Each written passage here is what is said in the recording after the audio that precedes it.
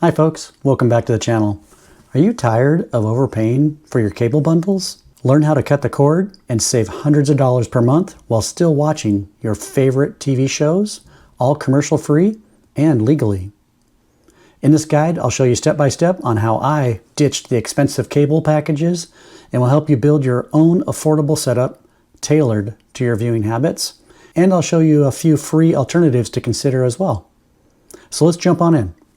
But first, let's make sure we talk about what cutting the cord actually means for the purposes of this video. Different people have different meanings of what that actually means to them. So for the purposes of this video though, I actually mean cutting the cord means we're cutting out the major service provider entirely, and we're trying to reduce your monthly expense as much as possible, all while still maintaining and watching your favorite shows. And again, we're trying to do this commercial free and legally. Also, there is a lot of different ways of going about this. I'm going to show you what I did. I'll show you some options for you to think about and consider, but this is one way to do it. It's not the only way to do it. There are many different ways of cutting the cord and saving money by cutting out your major TV provider and still getting your same television program. I'm going to show you what I went through and how I ended up cutting the cord and saving hundreds of dollars every month. And one last thing, there is some investment up front by going this route. So if you're getting rid of your TV provider and giving them back all of their equipment, then you're gonna have to replace that equipment with some things. So we're gonna have to make an investment, making sure we have solid Wi-Fi in the house and network. There's potentially some DVRs that you have to buy in order to record your programs that you want. A television antenna that goes on your roof or maybe in your attic that you might end up needing to get. And there's some other miscellaneous accessories that might need to go along with that. There is some upfront investment in order to cut the cord, but in my opinion, the return on investment is just a matter of months, and you can start saving hundreds and thousands of dollars over the next few years. So let's begin with the foundation. So very important in order to cut the cord, we're going to be streaming television programming throughout the house. It's very important to have a solid internet provider and a solid Wi-Fi and home network setup. You must have a reliable internet connection and home Wi-Fi coverage to ensure a smooth streaming experience throughout your home on multiple TVs in different rooms and different devices like your tablet, your laptop, and even your smartphone.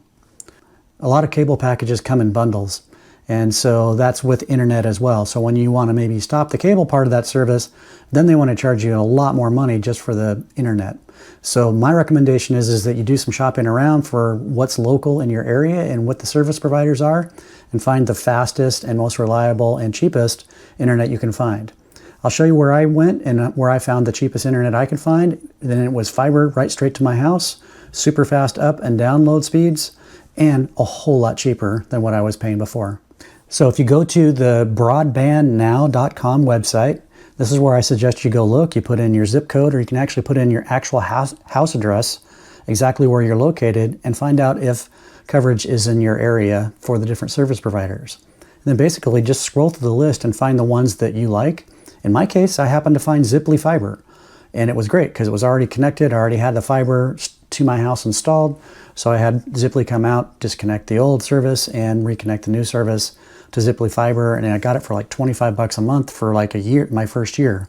And it was really fast upload and download speeds. It was like 300 up and 300 down. So it was a much cheaper way to go than having to pay 60 to 80 bucks a month with my original service provider. So now that we have internet figured out, next you got to make sure you have a solid Wi-Fi when that internet comes into the house. You got to make sure the Wi-Fi is good inside the house. So I recommend a Wi-Fi mesh network. And that really has various access points you can put throughout your house. So you can get like a starter kit that has 3 access points that you put in 3 different locations in the house that really kind of build a big circle network around all the different places in your home, so you don't end up having any blind spots in your network anywhere. So I recommend doing Google/Nest Wi-Fi mesh kits. You can get them on Amazon, and I'll put a link in the description down below if you want to check that one out. Also, here's a diagram of how my actual network in my home works. I have 2 hardwired network switches. One's upstairs, one's downstairs. They're linked together. And then I have these 4 access points that I use. It's a Google Wi-Fi mesh. And I have complete coverage throughout my house. What I try to do is I try to keep big streaming things like my major TV downstairs, the big screen TV. We keep that one hardwired right into the network switch. And that way it's taking all that traffic off the Wi-Fi and putting it right directly on the LAN itself. And so I also do the same thing with our Tableau quad device that we use for DVR, which I'll talk about later and talk about how that works. Next, once we have a solid internet service provider and solid Wi-Fi and network built into our home, the next thing we need to do is find out the different streaming devices that we can use. So a lot of smart TVs these days, most TVs that you buy are smart, usually come with some sort of application built into it. Like my Sony comes with its own built-in Android system, and that Android system has a whole built-in capability around streaming services that come with like apps like Netflix and Hulu and things like that. And you can download some apps as well. And one of the apps you can download is the Tableau application that I'm using for getting over-the-air antenna signal into my entertainment system. And so that was important to me to make sure I had devices that were able to do that. But I also use Apple 4K TV. It's my favorite streaming device. It's also one of the more expensive ones. I keep that one on the downstairs, sort of the main entertainment system on the big screen TV. And then I use the Roku streaming devices that are hooked up to the other TVs, like one in the garage and in the bedrooms upstairs. Those are using Wi-Fi using Roku. Those are really solid, very popular devices, and they're pretty inexpensive to use. So you get rid of all your cable equipment, you buy your own equipment, nothing more to rent. You buy it once, you're done. They're fairly inexpensive, well, except for the Apple TV. But the rest of them, the Rokus, are pretty inexpensive and a good solid way to go. The one thing to watch for when you're looking on those streaming devices, though, is once you kind of have your whole plan figured out, like which direction you're going to go for the different apps that you want to use in order to replace all of your programs that you want to see, like the local programmings I'm going to talk about in a little bit on this video, is going to be with over-the-air antenna that we have on our roof that comes into the house, into a DVR device, and there's an app that needs to run that needs to be installed on those streaming devices. So in my case, I use Tableau, and Tableau works on the Sony TV, on the Android operating system.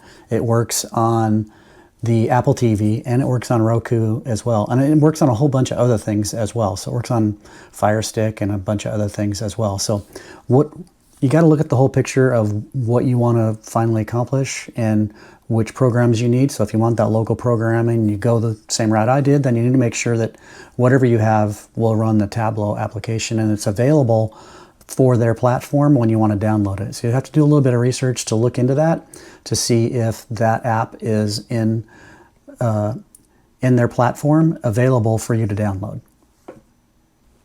And again, I do recommend making sure as much as possible, connect those streaming devices up to the hardwired part of the LAN. So connect it through the Ethernet, have a Cat6 cable connecting straight to a switch if possible. Free up as much Wi-Fi as possible as you can, so you're not using that Wi-Fi up streaming programs to your devices all over your home and maybe wanting to use that Wi-Fi network for maybe laptops or tablets or something else. So as much as possible, do that. I have mine connected. You can see in my network diagram, I have my main TV connected straight to my network switch. This is mostly where we spend time when we watch TV, streaming programs that we want to watch. Okay, let's slow down a little bit. So we've done some simple things. We've got an internet service provider, got solid Wi-Fi and network. We've got our streaming devices figured out. Buckle up for this next one. It's a little bit more in depth. I'm going to try and keep it as simple as possible. But this is about replacing all of those major broadcast networks. So ABC, CBS, NBC, all of those other ones out there, Fox, whatever you like, normally you would pick up on your local stations. I want to talk to you about how to get those for free with an over-the-air antenna. So this is where it gets a little bit more in depth and a little bit more complicated, but I'm going to try and keep it as simple as I can. We'll see how this goes. Let me start back at my diagram again and show you how all of this is supposed to work together. So I have the antenna on the roof. It's in the highest peak of my house. I have an RG6 cable, a weatherproof cable, and connectors that go from that antenna down on the side of my house and comes through my garage and connects to my Tableau quad DVR device, where all of the over-the-air antenna signal comes into it, and I can then record programming on that quad device, or I can watch live television throughout the home. The way it works is that the Tablo connects to the antenna, brings in the signal. Then I have a Cat6 cable that then connects that Tablo device to my network. And then anything on my network is able to then be able to pick up that Tablo device and recognize it when I install the Tablo app on that device. When I go to configure the app, it asks me to search for a Tablo device. It searches and it finds it because it's on my network. So the streaming device is on my network and the Tablo device is on my network. So it picks it up and it finds it and it will connect to it. And then I can watch live TV on any of those streaming devices that I have. And I can record TV, and I can also record TV and have commercial skip enabled on that so that it will just skip the commercials, and you'll see little yellow like skip sections in the programming when you watch it back. And so that's really nice to have. And there's also then a subscription you can pay to have the channel guide. So if you pay for the channel guide and the channel or the commercial skip option, it's like $4 a month. Or there's also, I think, like $149 lifetime like membership that you can pay, so you only have to pay it once and never have to pay it again. But you might be asking, how do you know if you can actually pick up any TV signals? And that's a great question that you need to find out. And so I recommend going to rabbitears.info. And once you get there, you can there's a map you can click on, and you can get the location of your latitude and longitude there by your address. And then you can see what channels you should be able to pick up. And this will guide you to the type of over-the-air antenna that you will need. Hopefully you are in an area that you're within 50 or 60 miles of a major metropolitan city, and they have TV towers that are 1,000 or 3,000 feet in the air, and they will broadcast quite a distance, up to 100 miles. I'm about 30 to 40 miles away from most of the television stations that I pick up in my rural area. But I am able to pick up like 89 channels. So while, as I look at the Rabbit Ears information, it's very conservative about what it says you can pick up. But when I actually connect my antenna and my data booster, my signal booster that I have with it, and it connects into my Tablo quad device, and I do a search for channels, I come back with 89 channels that it picks up. Now, some of those are duplicates, and I don't bring them all into my guide system because it's just no sense in having that, because some of them are at 720 DPI, and some of them are, at a lower DPI as well. So I don't want the lower ones. I'd rather have the higher ones. So no sense in duplicating those channels. But it did pick up a lot of channels, and I could probably get more even if I had maybe a more universally broad TV antenna that went like in multiple different directions. But I got a directional antenna that pointed in the direction that it was towards the city of where the towers are. And I'll talk a little bit more about that in a few minutes. I also have a pretty big hill between me and the main city. The highest, here's one of the stations that I pick up that is on a tower. It's 1,000 feet, almost 1,000 feet in the air. I'm just about 80 feet where my antenna is, about 80 feet above sea level here. So there's a pretty major hill in the way. So you can see the direct line of sight is kind of like blocked by that hill, but it has some reflection that happens off the top of the hill, you can see there. And with my data signal booster, it seems to go out there and suck that channel in and will bring it in. However, I still do experience some signal loss, especially if there's like a massive storm in the area or something like that. There are times when the signal just goes out and it says can't play the TV channel because of signal loss. So that does happen on occasion, but it doesn't happen very often. So if you've already done your own research and went to Rabbit Ears and you found that, hey, I am able to pick up, or you are because you're close by, you might be close enough even where you can just use one of those mat antennas that you just hang on the wall. If you're close enough to pick up a lot of the local broadcast networks, it's really close in your area. If like you're in the city area, you should be able to pick up most of those with just one of those mat HD antennas. But if you're in a rural area like myself and you're quite a ways away from the city, then you're going to need to pick an antenna that works for your application to make sure you're able to pick up the best signal possible. Here's just a quick look at the antenna I have on my house with one of the J brackets installed and how I have it wired up and connected there. There's also a data slash signal booster slash filter to filter out like FM signals and things like that that's connected there. And then that wire goes down the side of my house and eventually comes into my garage where it connects to my Tableau device. I don't have HOAs in my area, and so I also don't want to be rude to my neighbors and install something ugly, but I tried to install this in a way that was inconspicuous from the front of the house. But I am able to install it because I don't have HOA. So if you're in an HOA area that says those are restricted things and you can't install antennas on your roof, you can still put that antenna in your attic and you'll get almost as good a signal. I just wanted a little bit better signal, and it was easier for me to install it on my roof line in a fairly inconspicuous way. If you want to check out my antenna and my data signal booster that I use, I put a link in the description for you to go check that out and see if it works out for you, if it happens to be the right antenna for your situation. To find the right antenna for you, you can go to antennaweb.org and put in your address or your zip code, and it'll find the local programming that's available in your area, and it'll actually show you the signal strength. And it color codes those signal strengths so you can kind of match it to the type of antenna that you need to get. So in my case, I really had a lot of the programming that was around the violet, and it means that I need to have a large multi-directional antenna with a signal booster. So that was some of the local programs that I wanted to pick up, some of the major broadcast networks. And so I wanted to make sure I was able to pick that signal up. And so I ended up with having to get kind of the better antenna that they have on the list along with the signal booster. And if that's you too, you can take a look in my description and see if those actually are a match for what you're looking for as well.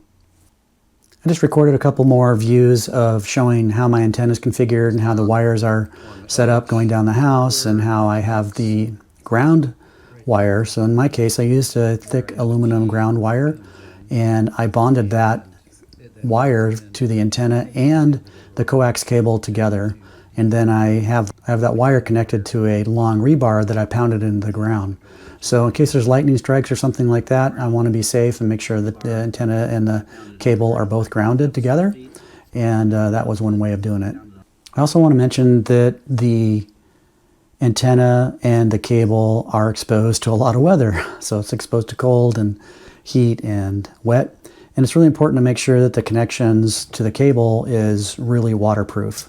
So I went the extra mile on waterproofing my cable connection. So I put some dielectric grease in the cable connection itself, and then I wrapped it with this self-fusing watertight or waterproof tape. And then I wrapped it with Super 88, 3M Super 88 tape, which is also weatherproof, sort of as like one big kind of weatherproofing kind of like bundle to keep that connection nice and dry and tight. And I tried to lay all that out in the description as well. So I put a whole bunch of links in there of all the things I'm going to talk about in this video. So if you want to check that out, it's there for you to look at if you want. Okay, so I think one other thing around the antennas. Once you get the bracket installed and you get the antenna mounted to the bracket, and now you're ready, you have to point it in a particular direction. You can look at the Antenna Web or the other websites that show the angle direction of each of the broadcast towers. And what I did is I had one that was like 150 and I had one that was like 198. And I had a whole bunch that were in the middle. I just kind of figured out an average, and I chose like 175 degree angle. And so what I did is I just used my iPhone compass, and as I was up there on the roof, I just pointed it in the right direction at 175 degrees towards most of the TV towers. And that seemed to be the trick that I was needing there. So that was something simple that you have to do. You have to make sure you point it in the right direction if you get a directional antenna like I did. Next, let's talk about the DVR options that are out there. So I've mentioned it a few times. I've elected to go with the Tableau Quad DVR, and there's many reasons why I wanted that. It had many of the features I wanted, like commercial skip, and it had a channel guide that I could pay a subscription to and get all the channels that I wanted. I could watch or record 4 programs at once, and there were and integrated with all of this. It also integrated with all the streaming devices that I have or that I was going to get. So that's kind of the big thing I was looking at, was like, well, which direction do I go? But there are other ones to consider. HD Home Run, I hear a lot of good things around that. TiVo's been around for many years and has some antenna options there. And there are other options too. You can just search for them, but there are many options out there. But you got to make, again, the big thing is make sure that whatever you get works on the streaming devices that you have or you want to get. So in my case, it worked on the Sony Android system, Apple TV, and the Roku. It also works on my iPhone, so I can use it on my iPhone as well, my tablet, and of course my laptop as well. So it works it works on every single thing I have. And so that was one of the things that was important to me, is I wanted to be able to stream it wherever I was in the house on any device I had. I put a link in the description on that one too, so if you want to look at the Tablo DVR device, there's a link in the description for that if you want to check it out. And I'll show just a few views here. So show my Sony TV, I'm going to show my Apple TV, and my Roku device on my TV in the garage, so you can kind of get a sense of how all that works with the Tablo device together once you have everything all connected to the network. And here I'm connected to my Apple TV, which is then connected through an HDMI cable to my television. And I also have the Tablo app that I can install here and get my free over-the-air antenna signals that come straight into my television that way.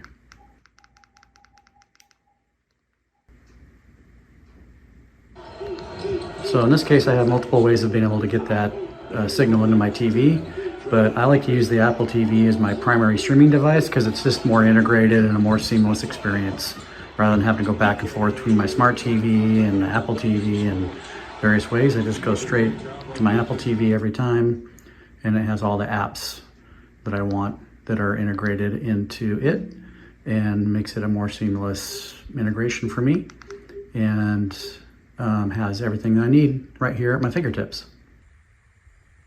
This is our garage television, so it's just set up in the garage out here for whenever we're out here doing stuff. And this is the little Roku device that we have here. Kind of hard to see in the dark, but it's basically just got Velcro attached into the bottom of the television, which then connects into the HDMI cable of the television. This is connected to Wi-Fi and connects to our Wi-Fi network. And then from in here, you can see that the Roku allows the Tablo app to be installed on here. So if you go into Tablo on here, again, the Roku's on the network. We've connected the Tablo app to the Tablo device that it discovered on the network. And so now we have TV on this device as well. So let's go back up to the same game we were watching. That's a terrific block, but still an opportunity to finish. The offensive foul here, you don't even get a shot. That's an obvious blatant. Exit. Get back to Roku. Also noticed I have the Philo app on the Roku as well, so we can also watch the Philo TV and programming that we want there as well. So we have all the things that are our favorite programs that we want to watch on Tablo over the air, local programming, the Philo TV, and of course we have YouTube and Netflix as well. Here's our Tablo device that we have. This happens to be the quad device. There's also a dual available, but this allows 4 simultaneous tuners to be recording or watching live TV. So this is our RG6 cable we have coming in from on top of the house. So it's about a 50-foot cable that runs outside. It's got the waterproof connections on it. We have a splitter here because one goes into the Tablo device, and then I have another one that just goes right into that television directly. We also have then this connected to a 1 terabyte SSD drive here, and this is where all of the recordings that we have on the Tablo device that we have set up, they go to this device here. So there's no real internal storage for it to record on. Then there's a Cat5 or Cat6 cable, Cat6e cable. This is also a 50-foot cable, and that then runs into my house, into my network switch directly. So I have it set up out here, and it goes to the antenna and goes to the network. So once it's on the network, then any of the devices on the network can connect to the Tablo device. Okay, so we've got the basics covered, right? So you've got the major broadcast networks all covered, coming in free over the air through an antenna. Had to make a little investment up front. That'll pay for itself over time. But what about the rest of your programs that you like to watch that are not maybe on those major networks, that are maybe on a different network that's outside of what you can pick up off of your local networks. So that's where we now have to start making a list. So I recommend making a list of all of your favorite networks that you like to watch. Maybe look at the TV shows you like to watch and which networks they're actually on, and make a list of your must-have TV networks and programs you want to watch, and your nice-to-have programs and networks that you want to watch. And in my case, I wanted all the local channels, so I got that done through the antenna. But when I really made the big list, it was really, I had AMC, I had Discovery, and History. Those are the things I'm like, that's the only thing on my must-have list. When I went around the house asking the rest of my family members, what are we watching? Those were the must-haves. And then we had other things on the nice-to-have, like HBO Max was nice to have, Stars, because we like to watch Outlander when that series comes around, Peacock, because we like to watch Yellowstone, Freeform, my daughter liked that, and Cartoon Network, TV Land, and there were a couple others that were on the nice-to-have list, but not the required list. So I collected my list, and you go to www.suppose.tv, and I'll show the screen here. You can search for the networks you like to have. So I put my 3 that I wanted in there. So I had the AMC, the Discovery, and the History Channel. And you can see that the first thing that came up on the list is the way it sorts it, is it tries to sort it by sort of the best option for you and the cheapest option. So you can see in my case, Philo TV came up. And so I'd never even heard of Philo TV before. So did a little research on that to see what all it had. And when I actually clicked on, all the other channels that it had, there's just a bunch of other channels in there that it had. So it had like Nickelodeon and a few other things. And so my daughter was like, yeah, instead of Cartoon Network, we can watch, instead of Cartoon Network, we can watch Nickelodeon and things like that. So we were making some compromises of which ones we wanted to go with. Furthermore, I found that Philo and T-Mobile had joined together in partnership, and T-Mobile was offering like a $15 a month discount for the first year. I think it was longer than that, actually. I can't remember exactly, but they were offering like a really deep discount to have T-Mobile service, and then they would pay for your Philo, and there was a deep discount. So I think it only ended up costing me like $15 a month for the first year. So I don't know if they have that program anymore or not. But you might want to check with whoever your cell phone provider is, because sometimes they link together with some of these other TV providers and provides discounts for you. But what about all the other programs I like to watch on occasion when they come out? Like Outlander the next time the season comes out, or Yellowstone when that comes out next time. So the way I approach those is if there's like a Stars or a Paramount or a Peacock series that we like to watch, I basically will subscribe to those during the time that the season comes out, and then I'll stop subscribing to them when they're done. So if there's nothing else that we want to watch on there. So I play the game. It takes a little effort. It's, not just to set it and forget it. You've got to actually remember to, like, when the series is over, go cancel it. And oftentimes that pays for itself pretty quickly too, because you end up with a situation where you've canceled the service, maybe you haven't watched it for a year, and now you sign up again, and they give you like a 3-month introductory offer for a lot cheaper price, and then it goes back into their normal price range. And that's right about when I usually cancel it back out again.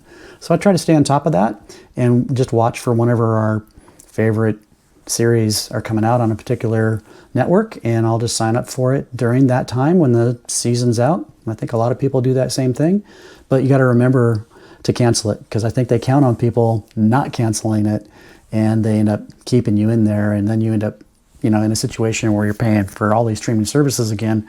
And before long, if you're doing that, you're right back where you were with the major TV service provider again, and paying those hundreds of dollars a month on those different streaming services. And you don't want to do that. You want to stay on top of it and cancel them when you're done with them, and then just renew them again later. Okay, so there's some other free services out there as well. So Roku has a really good TV programming selection and their own TV guide. So check it out. There's a lot of stuff on there. A lot of it's a lot of older programming, but they have new stuff on there. And sometimes you'll get local news stations broadcasting in your area too. Depends on where you're at. Not all of them broadcast, but some of them do. So there's a whole list, hundreds of channels that Roku offers on their TV service as well. And that's all a streaming service, not done over the air. It's just done straight through their streaming service entirely. In addition to that, you can download Pluto TV. Pluto TV is, in my opinion, really great. It offers a lot, I mean, hundreds of channels, literally. And there's a ton of like local programming even, and national programming of the major networks that they put in there. It might be a little delayed, like the evening news is like an hour later than normal and things like that. But that's another free service that you can get, although with that one, both of those require you to watch their commercials. They don't seem to be too bad, not maybe like normal big brand, major service provider, TV service providers commercials are, but you still got to end up watching their commercials, but it's not too bad. So that's something else to check out as well, another free option. And if you don't mind watching commercials, those are free options to consider right off the bat without doing anything else other than just, downloading those and checking them out. They're free. So why not check them out and see if it serves your purpose? Okay, well, there you have it. That's how we ditched our major TV service provider and saved hundreds of dollars a month and literally thousands of dollars over the last few years of not having to pay all those extra bundled TV cable prices that we're paying before. I think at one point we were up to $341 a month, and that's when I really got frustrated and said, that's it, I'm done, and I'm not doing this anymore. And we basically decided just to cut the cord and figure out how can we do this a whole lot cheaper. And I'll also say we just stop watching a lot of TV as well. So to me, that is part of cutting the cord. It's just like unplug from that, do something different with our lives, and find other things to do to occupy our time besides just watching TV. Not to mention the mainstream TV stations for me are just full of misinformation and political propaganda and stuff that just frustrate me. So it's not fun for me to watch most of that stuff anymore. So I honestly find myself watching a lot of YouTube lately and just find, channels of local content creators that I find interesting. And so when I do get a chance to relax, I'm usually finding myself scrolling YouTube. It seems like it's a pretty good way to just find channels that I like and programming that sort of suits my interests. Again, I put a whole bunch of links down below.